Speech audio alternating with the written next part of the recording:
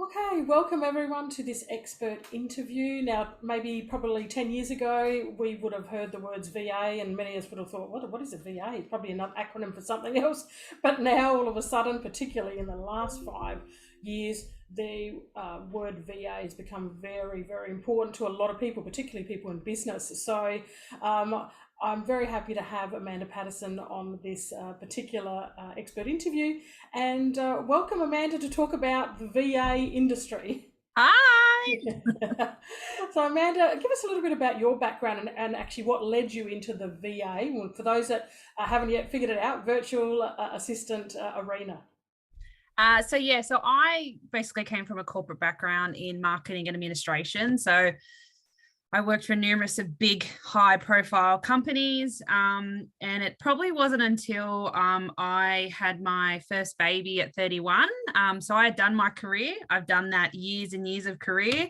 So I had all the degrees and everything. And then when I had my first baby at 31, I got a little bit bored. I think my mind needed that extra stimulation to get back into work. And I knew that I couldn't just have a total break. So my son was 4 months old, and I said to my husband, "Oh, I'm just researching about doing some admin stuff from home." And then that's when VA came up. So, and this was pre-COVID too. So obviously the work from home sort of thing wasn't really like a big thing. And I thought, all right, I'll look into it, and did a few courses. And then I went, oh, okay, this is actually pretty good. And then I actually realized that there are a lot of VAs out there that don't really talk about it that much. Like, you don't even know what they do. And so I just thought, I'm just going to start the whole process of actually talking to people about what I do. And then that's kind of when they, oh yeah, I need a marketing person. I was like, oh, okay. And then, oh, I need templates for that. And I was like, oh, okay. So then it just kind of just rolled on from there. Wow, yes, and that's often what happens, isn't it? Because Mm. you've got such broad skills, so Yeah. it's you could sit there for for hours telling people all the different skills you have, but it's not until you go, okay, well this is what I do, and then someone asks, oh, do you do that? And you go, yeah, I can do that, and I can do that, and I think Yeah. that's what's happened, and particularly again, when no one is grateful for anything much that came out of the pandemic, but one of the things that did come out of it is that people become more accustomed to outsourcing to people in different countries, people that they didn't Yeah. actually have to physically be in an office with, and also a lot of, particularly in my arena, everything went online all of a sudden, even though it had already been online. People become more accustomed to not only outsourcing but actually learning online, teaching online, and doing Yep. everything online. So Yep. what, I mean, again, for those that are particularly new to the idea of virtual assistants, what are some sorts of roles that people could, outsource to a virtual assistant? Yeah, so it really depends on your skills. I suppose with me, I found it quite easy because marketing's such a massive like industry. And I learnt pretty much most of it. I just got to catch up on the digital world because it's always changing every day.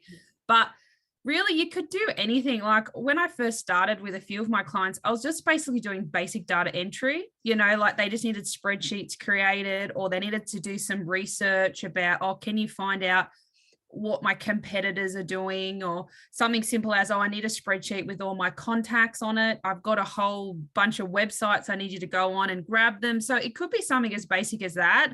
And then obviously you're more advanced, then you could do social media posts. Like a lot of companies now don't hire marketing agencies, simply just to do just social media. They want them to do the whole aspect of it. But some of them like to sort of hold on to things. So they're like, oh, how about you just do some social media posts for me? And I'm like, yeah, sure. And then others are like, hey, I need an e-newsletter to get sent out. Can you send one once a month or something like that? So I think it really depends on the client. But you'll find that if you actually write down everything that you know and everything you used to do in your industry, you wouldn't be surprised the amount of people or companies that say, oh yeah, I just want you to do that one thing for me.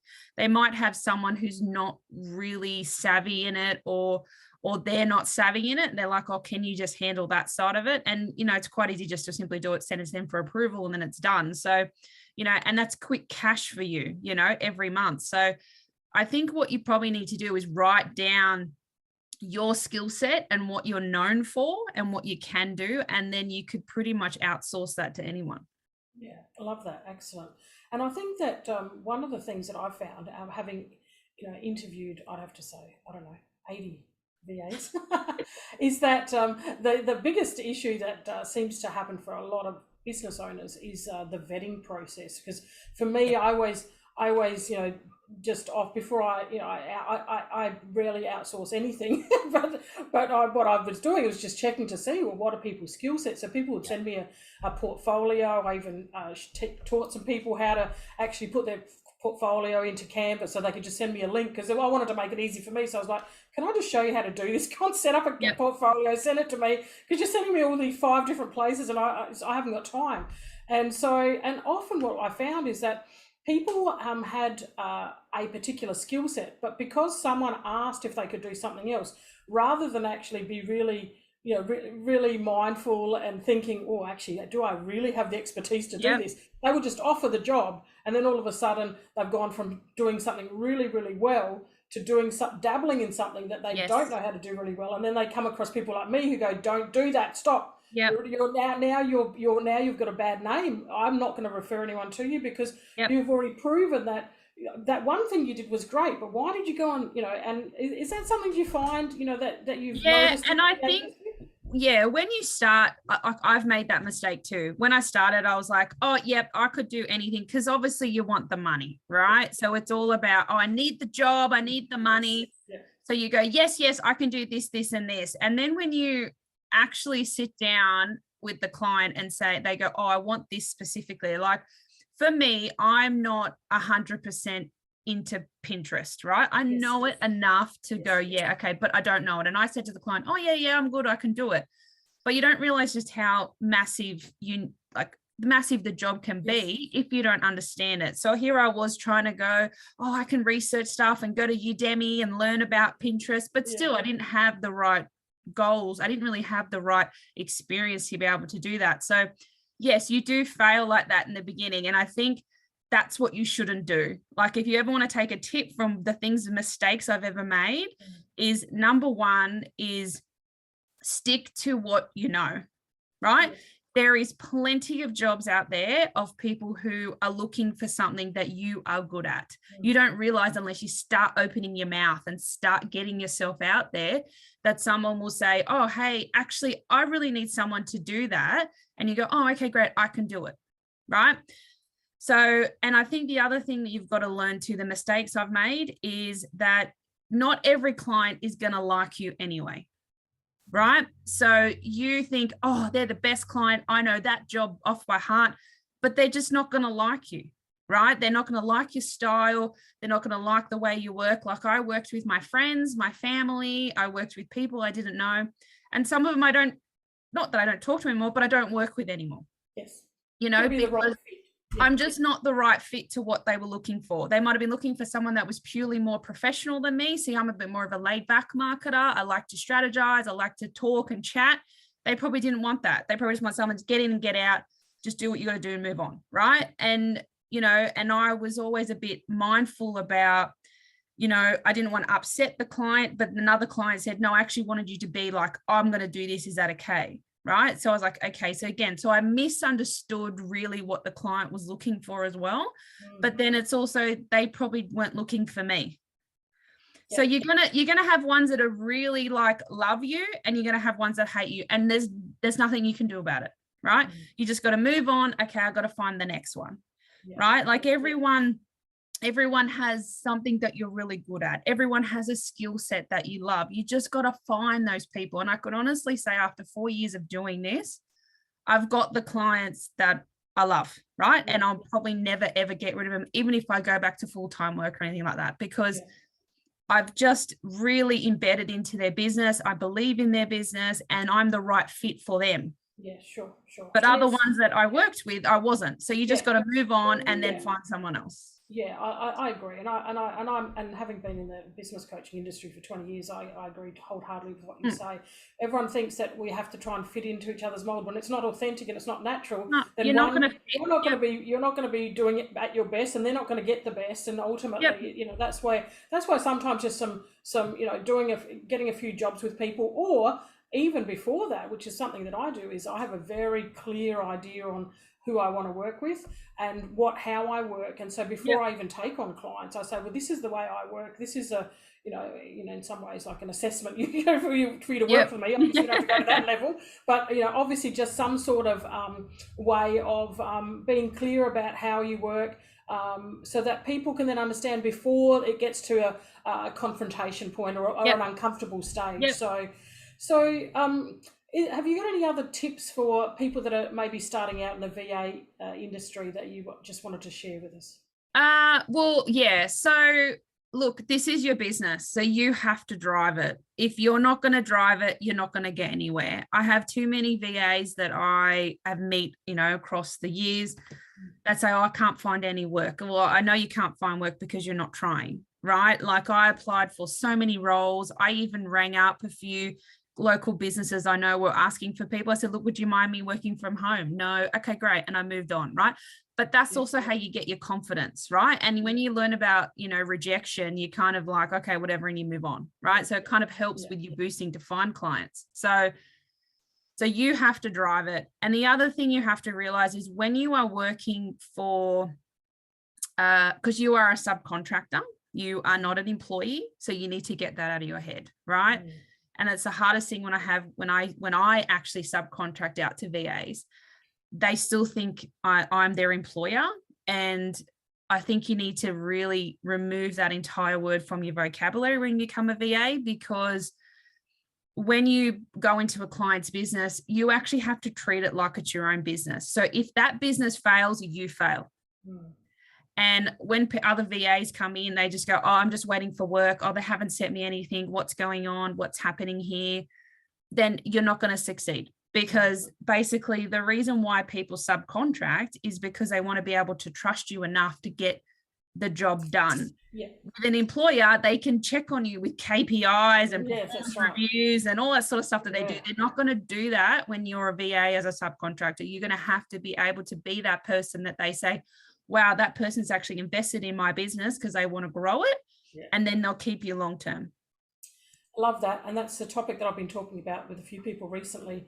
It's a whole topic about being self-directed, self-accountable, self-motivated. And one of the things I found, having taught online training for a long time with people going to a training program, I think sometimes they forget. They sort of think, oh, is someone going to be here cheering me on every day or telling me what to do? And I was like, this is self-directed learning. It's just a bit like running your own business. It's self-directed. You have to meet your targets. You have to follow up with them. Their business as much as your own. I love that. I think that's a really important distinction to make, is that when you're in that, when you're running any business, you put on this is my business hat. I'm running this business, and not wait for people to reply to your emails. If you need something, and go and ask for that information, and if you get the information, do something with it. And I think that's a really important, not just for the VAs, but for anyone that's in business that contracts their services out, is that no one's going to be checking on you. They're expecting you to do it because you're right. You told them you can do this, the role or whatever it might be. So I love that.